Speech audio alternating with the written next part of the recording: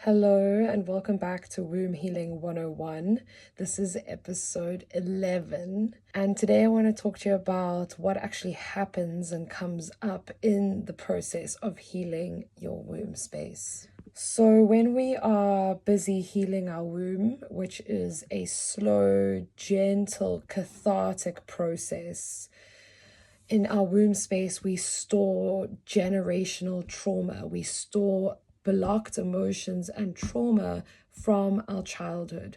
So there's a lot of backlog that we actually have to get through and work with and feel the heaviness and pain and stagnation and, depth of that emotion and trauma before it can release, because things are buried deep within the body.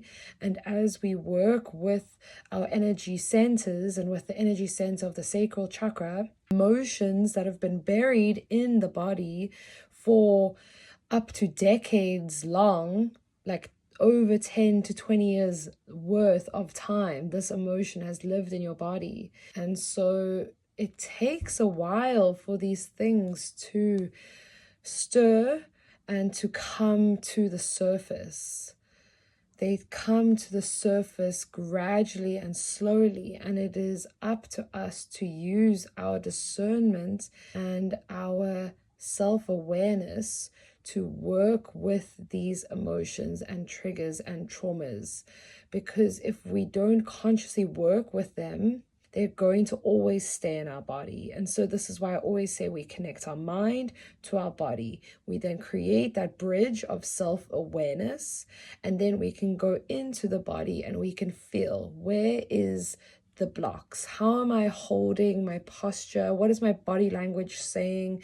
Am I feeling anxiety come up? Am I feeling tension? Am I feeling contraction? Am I feeling, what's my nervous system doing? How's my posture? What's my heart rate doing? We really look at, am I able to open and physically get sexually turned on? All these bodily responses, we look at them and our connection to them as clues to where we are still needing to release blocked emotions and stagnant energy.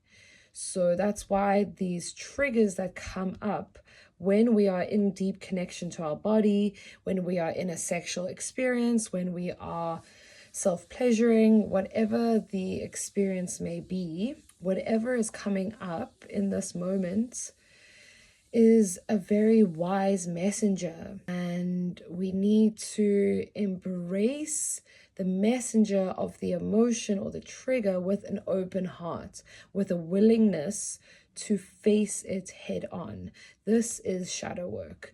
Womb work is shadow work. Womb work is all about going into the dark spaces, the crevices and the cracks of your body that are still holding onto these old patterns, that are still holding onto these old emotions, these old ways of being that very often come from imprints in your nervous system during childhood. The subconscious, which is the body, the conscious being the mind, the subconscious is programmed into us.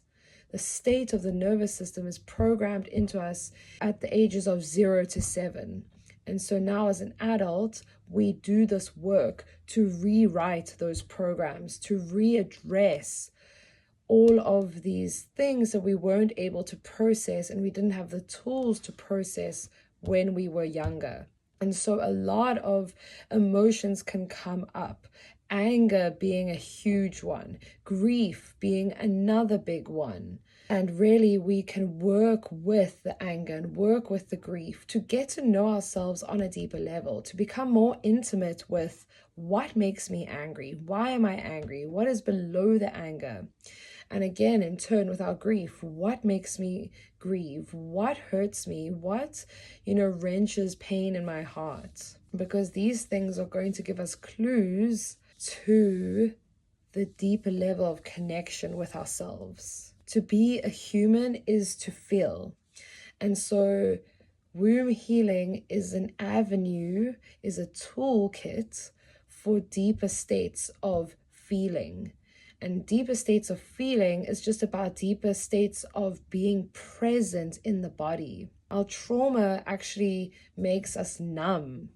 Our trauma actually disconnects and disassociates us from being in the body, because the nervous system is feeling so unsafe, because all this trauma is still there. So the nervous system on a subtle level is still activated, is still in a very subtle fight or flight state.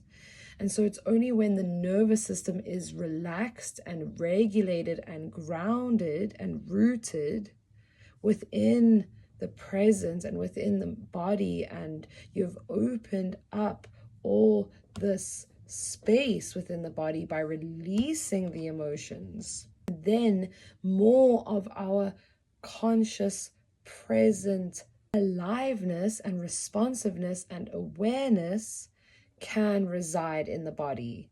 And this means that we are naturally more present with the sensations and movement of energy through our body. We're more able to get turned on. We're more able to feel the pulse of life moving through our bodies. We're more sensitive to our own energy, and therefore to our turn on, and therefore to feeling safe and secure. And we've given ourselves that permission to express and be free and be liberated, because we've practiced it through the body. We've practiced opening the body, releasing the emotions through breath, sound, and movement.